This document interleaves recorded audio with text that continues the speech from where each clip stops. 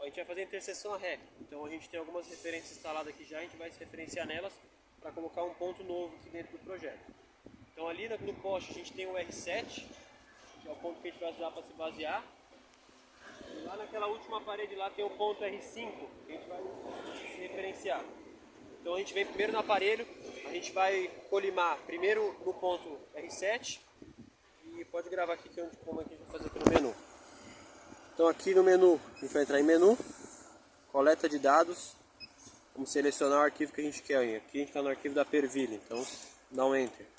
Descendo a tela aqui, a gente vai ter interseção. F1 para entrar na interseção, ele vai pedir novamente o arquivo da Perville. Aqui ele vai perguntar para a gente qual é o nome do ponto que a gente vai colocar, qual o nome que a gente quer inserir, o ponto certo. Que a gente está agora. Então aqui eu vou colocar ele como A1. E aqui eu coloco ele como uma Avante. Beleza? A altura do aparelho aqui a gente já tinha nivelado.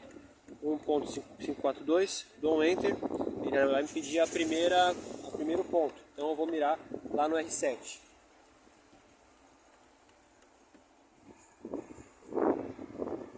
Pode pausar, Heber. Então agora, depois de eu ter visado o ponto R7, eu venho aqui em lista e eu vou procurar ele aqui na minha lista de pontos que já foi inserida previamente na estação. O R7 está bem, é um dos últimos pontos lá. Então eu venho aqui, R7, aqui ele está passando as coordenadas do ponto R7, eu dou um sim. Está perguntando qual que é a altura do prisma, estou lendo direto na parede, então a altura 0.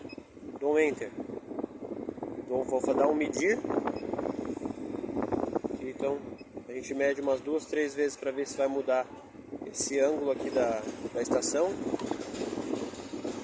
O ângulo se manteve, então beleza, vou dar um sim. E vai perguntar do nosso segundo ponto, no caso vai ser o R5. Então eu já vou selecionar aqui o R5 e vou fazer a visada dele. Vou pausar. Então aqui eu já estou com ele colimado, ele já está passando as coordenadas do ponto.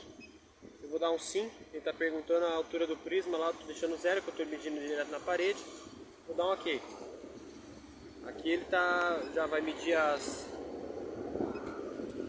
referente ao ponto que eu estou aqui. Então beleza, não alterou, a gente dá um sim. E esse aqui é o nosso erro residual.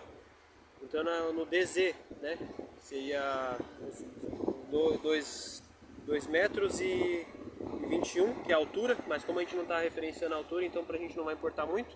Agora a distância horizontal a gente está com 0,02 metros, então tá ótimo, estamos com 2 milímetros aí.